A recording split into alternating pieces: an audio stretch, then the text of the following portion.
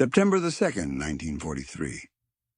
The sun hadn't cleared the mountains yet, but Corporal Eddie Sullivan was already elbow-deep in the guts of a P-38 Lightning at Tsili Tsili Airstrip, Papua New Guinea. His hands were slick with hydraulic fluid. His uniform stuck to his back in the pre-dawn humidity, and he was doing something that could get him thrown in military prison.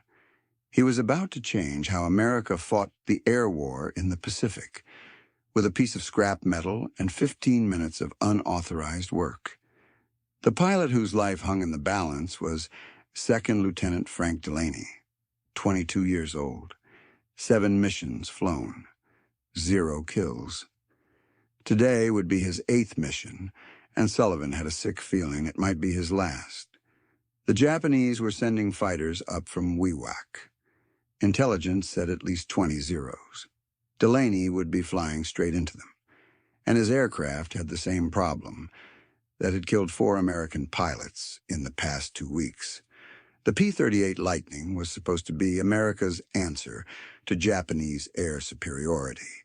Twin-engine heavy fighter, fast, heavily armed, 4 50 caliber machine guns, and a 20mm cannon in the nose. In theory, it should have dominated the Zero. In practice, American pilots were dying. Sullivan had been maintaining P-38s for 11 months. He knew these machines better than he knew his own family at this point. He'd memorized every system, every specification, every quirk. He could strip an engine blindfolded, could time the magnetos by sound alone. And he knew exactly why pilots like Delaney kept coming back with stories about Zeros they couldn't shake. Or worse, didn't come back at all. The problem wasn't courage. American pilots had plenty of that. It wasn't training. These kids had hundreds of hours before they ever saw combat. It wasn't even tactics. The briefings were clear. Never dogfight a Zero. Use your speed, dive, shoot, climb, never turn. The problem was the aircraft itself, specifically the aileron control system, and nobody in command would admit it. The killing ground Lieutenant Bobby Marsh was the first pilot Sullivan lost. June 18th, 1943. Marsh was from Georgia.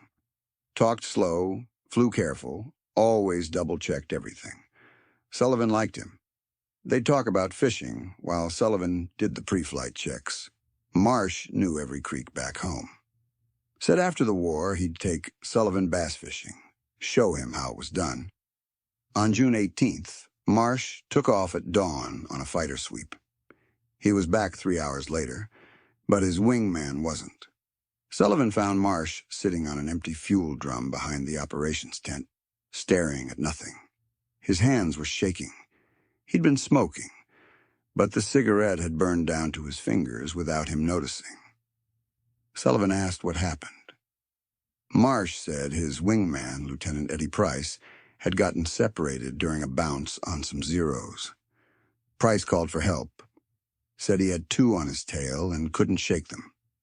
Marsh tried to get there, saw the whole thing from 1,000 feet above. Price had done everything right. Rolled hard, tried to dive away, but his P-38 seemed to wallow, like it was thinking about responding instead of just responding. The Zeros stayed with him through every maneuver. Marsh watched them pour cannon fire into Price's aircraft, watched it come apart, watched his friend die. Marsh kept saying the same thing over and over. It was like his plane was stuck in mud, like there was a pause between what Eddie wanted and what the plane did. Sullivan had heard that description before, from other pilots. That pause, that lag, that fraction of a second delay that turned into a death sentence when a Zero was on your tail. The official report said pilot error, said Price failed to execute proper defensive maneuvers, said he violated doctrine by attempting to turn with the enemy. Sullivan read that report and wanted to punch whoever wrote it. The second pilot Sullivan lost was Captain Jim Kowalski. Kowalski was a veteran, 14 kills. He'd been flying combat since New Guinea started heating up, knew the P-38 inside out, flew smart, followed doctrine. On July 23rd, Kowalski's flight bounced 8 zeros over Salamaua. Kowalski got 2 in the opening pass. Textbook attack. Dove from altitude, built speed, fired, climbed back out. But 3 zeros reversed on him during the climb. Kowalski tried to roll and dive away. His wingman later said Kowalski's aircraft looked like it was moving through water. The roll seemed delayed, sluggish. The zeros got him. Kowalski managed to bail out at 4,000 feet. Parachute deployed. Sullivan and others watched from the airstrip through binoculars, hoping for a rescue. A zero came back, strafed Kowalski in his parachute, killed him before he reached the trees. Sullivan threw up behind the maintenance shack. Then he went back to work because there were 15 other P-38s that needed pre-flight checks. By late August, Sullivan had watched 19 pilots die or get shot down. Some he knew well, others were just names on maintenance logs. But every single one of them told the same story before they died. The airplane felt slow to respond. Like there was a delay, like the controls were mushy. Most pilots thought that was normal. Heavy fighter, complex control systems, some lag was expected. The training manuals didn't mention it as a problem. The engineering specs said everything was within tolerance. But Sullivan knew better, because he'd felt that delay himself. Every time he worked on the aileron controls. The hidden flaw. The P-38's aileron system ran through the twin booms.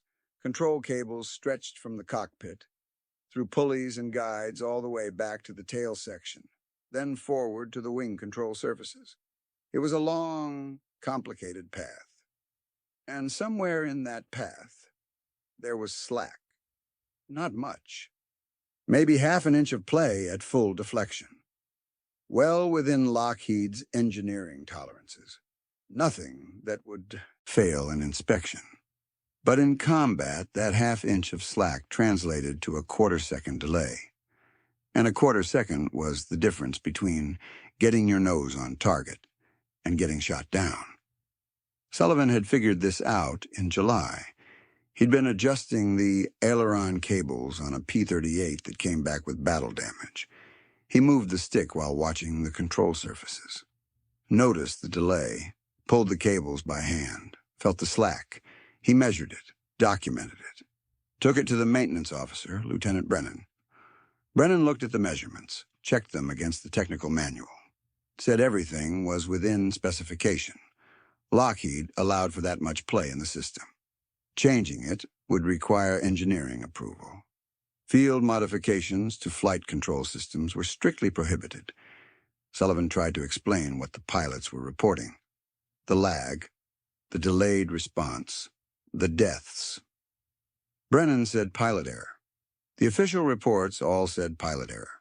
If there was a problem with the aircraft, Lockheed would have identified it during testing. These machines had been flown by test pilots, evaluated by engineers. If the slack was a problem, it would have been fixed at the factory. Sullivan pushed back. Said the test pilots weren't flying against zeros. Weren't in high G turning fights where a quarter second meant life or death. Brennan ended the conversation. Said Sullivan should focus on maintaining aircraft to specification, not second-guessing Lockheed engineers who had college degrees and years of experience. So Sullivan did what every good mechanic does when the system won't listen. He fixed it anyway. The unauthorized solution. The idea came from a broken bicycle. One of the other mechanics, a kid from Brooklyn named Vinnie Russo, had found an old bike near an abandoned village. He'd fixed it up, used it to get around the airstrip. One day, the chain kept slipping. Russo added a homemade tensioner using a piece of spring steel from a damaged aircraft. Problem solved. Sullivan watched Russo make that fix, and something clicked. The P-38's aileron cables needed tension, not much, just enough to eliminate the slack. But adding tension to cables wasn't as simple as tightening a bolt. Too much tension would bind the system. Too little wouldn't solve the problem. It had to be precise. Sullivan started experimenting in his off hours. He pulled scrap cables from damaged aircraft, set them up on a test bench, added tensioners made from various materials, spring steel, piano wire, braided cable. He tested each one, measured the tension, checked how the control surface responded, ran the calculations in a notebook he kept hidden under his bunk. By late August, he had a solution. A simple inline tensioner made from high-tensile steel wire formed into a specific shape that would add exactly the right amount of preload to the cable. It would eliminate the slack without adding enough tension to bind the system or stress the cables beyond their rated capacity. The modification took 15 minutes to install, used materials that were already on hand, added less than a pound of weight, would be invisible during normal inspections, and it was completely, absolutely, 100% unauthorized. Installing it would violate at least a dozen regulations. Unauthorized modification of flight control systems, use of non-standard parts, deviations from technical manual procedures. If Sullivan got caught, he'd face court-martial, dishonorable discharge, possibly prison time. If the modification failed during flight and caused a crash, Sullivan would be responsible for killing the pilot. But if he didn't do anything, pilots like Delaney would keep dying, and Sullivan would keep signing off on maintenance logs for aircraft he knew had a flaw nobody would fix. The choice wasn't really a choice. September 2nd, 0430 hours. Sullivan worked alone in the pre-dawn darkness. The maintenance area was empty except for the night guard, and the guard was on the other side of the airstrip. The only sounds were distant generators and the constant buzz of jungle insects. Delaney's P-38 sat on the hardstand, fueled and armed. The aircraft was scheduled for a ZO-700 takeoff. Sullivan had maybe 2 hours before the rest of the crew showed up for pre-flight checks. He opened the access panel on the left boom. The metal was cool from the night air. Inside, the aileron cable ran through its guides toward the wing. Sullivan grabbed it with both hands, felt the slack. Half an inch of play. Unacceptable. The tensioner sat in his palm. A piece of high-tensile steel wire bent and formed into a precise shape. It looked crude, but Sullivan had spent weeks getting the measurements right. This wasn't guesswork. This was engineering. Just not official engineering. He disconnected the cable at the pulley junction. His fingers were steady. He'd practiced this on the test bench dozens of times. He inserted the tensioner, reconnected the cable. The fit was tight, but correct. He tested the tension by hand. No slack. Perfect. He repeated the process on the right boom. Both ailerons now had 0 slack in their control cables. The stick would move and the control surfaces would respond instantly.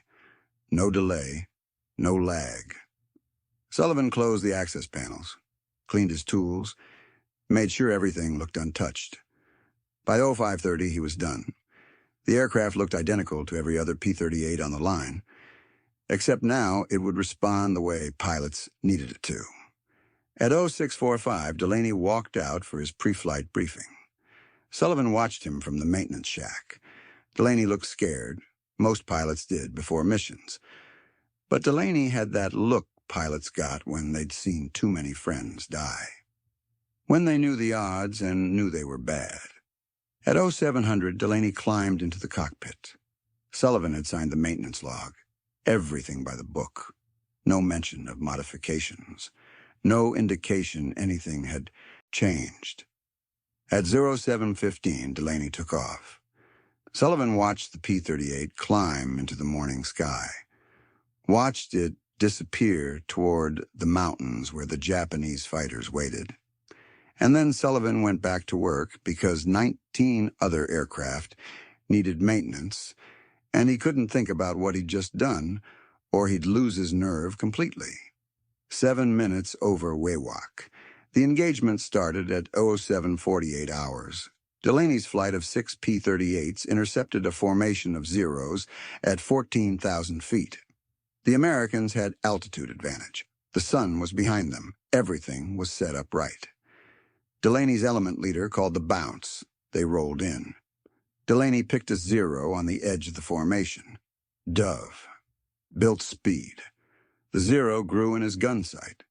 Delaney pressed the trigger. The guns hammered. Tracers reached out. Some hits sparkled on the Zero's wing. Not enough. The Zero snap-rolled and dove. Delaney rolled to follow, and that's when he felt it. The aircraft responded instantly. No delay, no lag. The stick moved and the airplane rolled immediately, crisply, like it had been waiting for his command. Delaney had never felt his P-38 move like that. In 7 previous missions, there'd always been that slight mushiness, that feeling of the airplane thinking about what to do before doing it. Not now. Now it was immediate, direct, connected. He rolled 90 degrees, pulled the nose through. The Zero was right there. Delaney fired. 3-second burst. The rounds walked up the Zero's fuselage. The engine erupted. Pieces flew off. The Zero rolled inverted and fell away, trailing smoke. Delaney's first kill, but no time to celebrate. 2 more Zeros came at him from the right. They'd seen him shoot down their wingman. Delaney reversed hard. The P-38 snapped into the turn. Both Zeros overshot. They weren't expecting a Lightning to move that fast. Delaney got one of them. Close range, deflection shot. The Zero came apart. The second Zero tried to scissors with him, alternating turns, trying to force an overshoot. Delaney stayed with him. Every time the Zero reversed, Delaney's P-38 was right there. Instant response. No delay. The Zero made a mistake. Turned too hard, bled too much speed. Delaney got inside his turn, fired, hit the Zero's fuel tank. It exploded. 3 kills in 4 minutes. Delaney climbed back to altitude. Reformed with his element leader, they headed home. When Delaney landed at 0820, Sullivan was waiting on the hard stand. Delaney shut down the engines, climbed out. His hands were shaking. His flight suit was soaked through with sweat. He walked straight to Sullivan. "What did you do to my plane?" Sullivan's stomach dropped. "Sir?" "The controls. They were different. Faster. What did you change?" Sullivan looked around. Other mechanics were nearby. The maintenance officer was 50 feet away doing an inspection.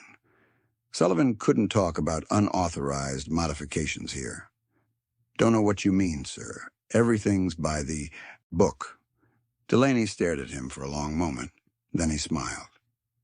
"Whatever you did, do it to every P-38 on this airstrip." The spread word traveled fast in a fighter squadron. By noon, every pilot at Tsili Tsili had heard about Delaney's 3 kills.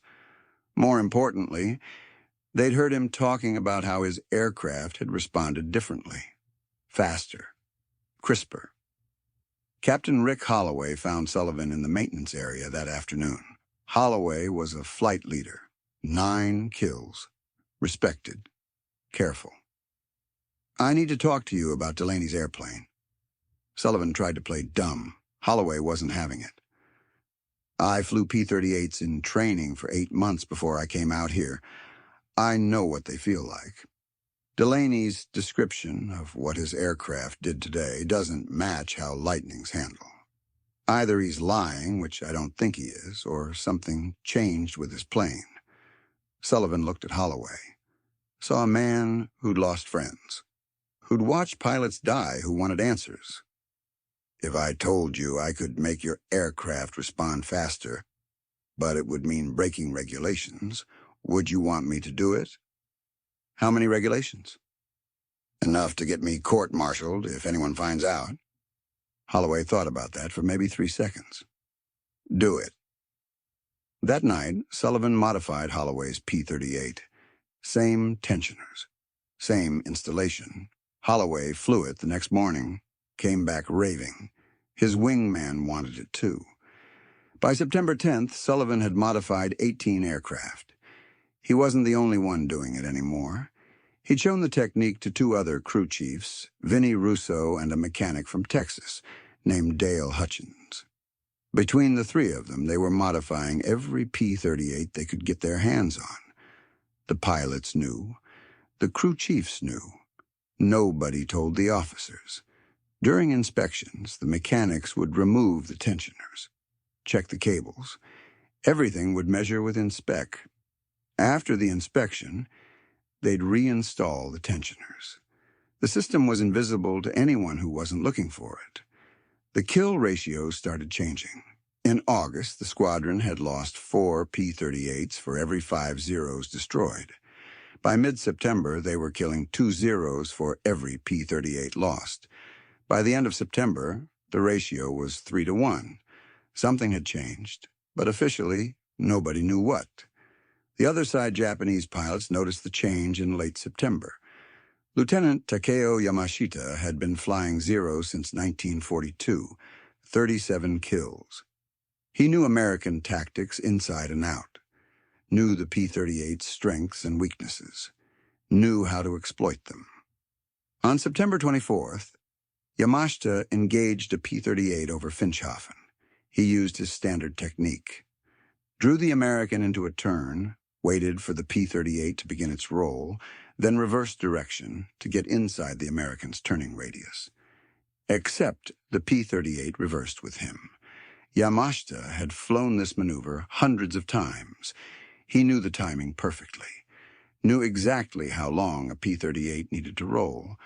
But this, lightning rolled faster than it should have. The American got guns on him. Yamashita had to dive away. He barely made it. When he landed, he filed a report. Other experienced pilots were reporting the same thing. The Americans were flying more aggressively. Their aircraft were responding faster. Something had changed. Japanese intelligence analyzed wreckage from downed P-38s, found no obvious modifications. The aircraft looked identical to the ones they'd been fighting for months. What they didn't know was that the change was hidden inside the booms. A simple piece of steel wire that looked like it belonged there. Even if they'd found it, they might not have understood what it did. By October, Japanese pilots were losing aircraft to P-38s at rates that shocked command. The Zero's main advantage, its ability to outturn any American fighter, was becoming less decisive. American pilots were staying in turning fights longer, getting more kills. The psychological impact was severe. Zero pilots who dominated the sky for 2 years were suddenly cautious, hesitant. They weren't sure anymore if their tactics would work. Japanese command ordered pilots to avoid engaging P-38s unless they had overwhelming numerical advantage. That order was unprecedented. The Zero had gone from hunter to hunted, and it all came down to a modification nobody was supposed to install. Discovery. The modification stayed hidden for 6 weeks. Then a maintenance inspector from 5th Air Force Headquarters showed up at Tsili Tsili. Major Clifford Barnes was doing a routine inspection tour. He was checking maintenance procedures, looking for unauthorized modifications, making sure field units were following technical manuals. On October 15th, Barnes watched a crew chief do a pre-flight inspection on a P-38. The crew chief checked the aileron cables, removed something from the cable system, put it in his pocket, completed the inspection. After Barnes moved on, the crew chief took the piece out of his pocket and reinstalled it. Barnes came back, asked what that was. The crew chief, a guy named Peterson, went pale, said it was nothing, just a cable guide. Barnes knew what cable guide looked like. That wasn't a cable guide. He ordered Peterson to remove all the access panels, examined the entire aileron system, found the tensioners, found them on both sides, checked 3 other aircraft, found the same modification on all of them. Barnes interviewed Sullivan, asked him directly if he'd installed unauthorized modifications to flight control systems. Sullivan could have lied, probably should have, but he was tired of lying. He told Barnes everything. The slack in the cables, the delay in response, the pilots who died, the tensioners, the installation procedure, how many aircraft had been modified, how long it had been going on. Barnes listened without interrupting. When Sullivan finished, Barnes asked one question. Has any aircraft with this modification experienced control system failure? No, sir. Have pilots reported any negative effects? No, sir. Only positive. Barnes closed his notebook, told Sullivan to stay available for questions, walked away. Sullivan expected MPs to show up within the hour, expected to be arrested, court-martialed, sent to prison. Instead, 3 days later, a team from Lockheed showed up. Engineers, test pilots. They examined the modification, measured everything, took one of the tensioners back to their hotel and spent 6 hours analyzing it. The lead engineer, a guy named Morrison, found Sullivan in the maintenance shack. This modification you designed. Where'd you learn to calculate tension loads? High school physics and 11 months of watching pilots die, sir. Morrison smiled. Not a happy smile. A tired smile. Your tensioner adds 0.6 pounds of preload. That eliminates the slack without overstressing the cable or binding the system. It's exactly what we should have designed in the first place. Lockheed's going to integrate this into the P-38J production line. Sullivan waited for the other shoe to drop, for Morrison to say, "But you're still getting court-martialed." Morrison didn't say that. He said, "How many aircraft in the theater have this modification?" "Maybe 60, sir, across 3 airstrips." "Make it 200. We'll get you the materials and authorization. This needs to be on every P-38 in the Southwest Pacific." Sullivan stared at him. "I'm not getting arrested?" "Kid, you probably saved 50 pilots, maybe more. The only crime here is that we didn't catch this at the factory."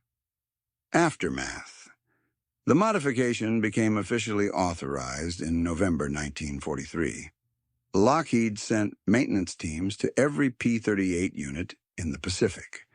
Within 3 months, every Lightning in theater had the tensioner installed. The P-38J model, which entered production in December, incorporated an improved version of Sullivan's design as standard equipment. Sullivan never received official recognition. No medal. No commendation. His name doesn't appear in any Lockheed documentation about control system improvements. Frank Delaney survived the war. He flew 49 combat missions, shot down 9 Japanese aircraft, returned to Pennsylvania in 1945, worked as a flight instructor for 30 years. Every year on September 2nd, he sent Sullivan a letter thanking him for saving his life. Rick Holloway survived too. He became a squadron commander, led his unit through the Philippines campaign. 15 kills by war's end.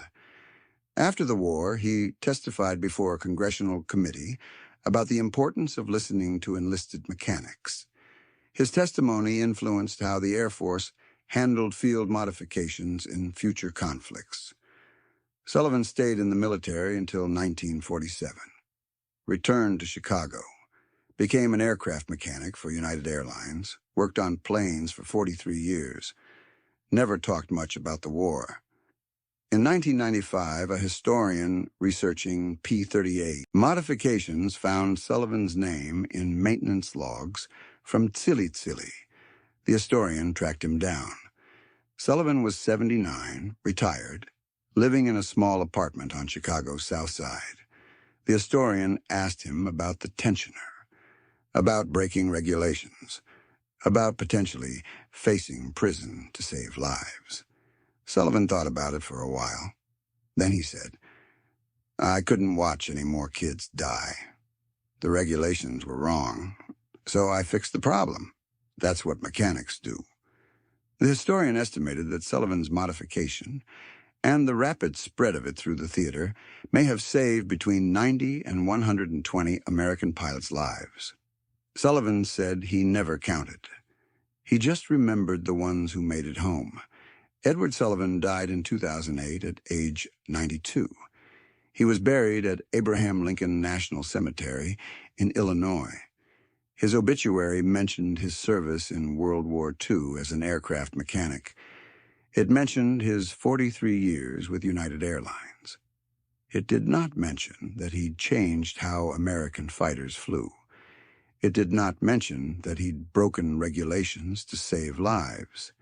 It did not mention that he'd turned the air war in the Pacific with a piece of scrap metal and 15 minutes of unauthorized work. The real story. This is how innovation actually happens in war. Not in engineering committees, not in official channels, not in carefully controlled testing programs. It happens in maintenance shacks at 3 in the morning. It happens when mechanics who know the machines see problems the designers missed. It happens when people with grease under their fingernails and sweat on their backs decide that saving lives is more important than following regulations. The official history says the P-38J model featured improved control response due to Lockheed engineering advances. That's technically true. But it glosses over where those advances came from. They came from a corporal who measured slack in cables while other people were sleeping. From crew chiefs who installed unauthorized modifications at dawn. From mechanics who looked at dead pilots and said, "Not one more." War is fought by officers and pilots, but sometimes it's won by mechanics who know when the rules are wrong. Eddie Sullivan knew.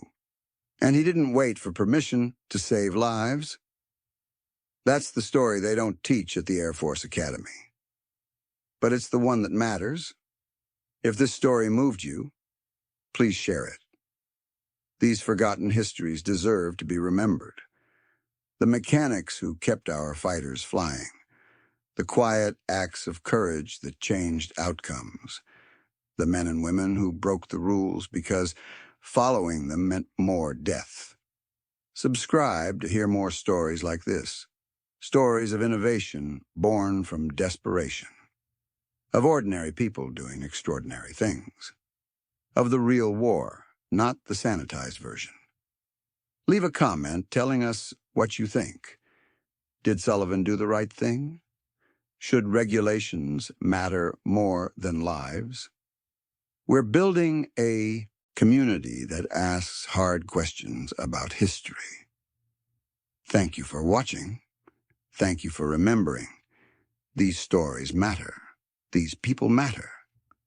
And somewhere, in a maintenance shack in the jungle 70 years ago, a mechanic with a piece of wire changed the world, one aircraft at a time.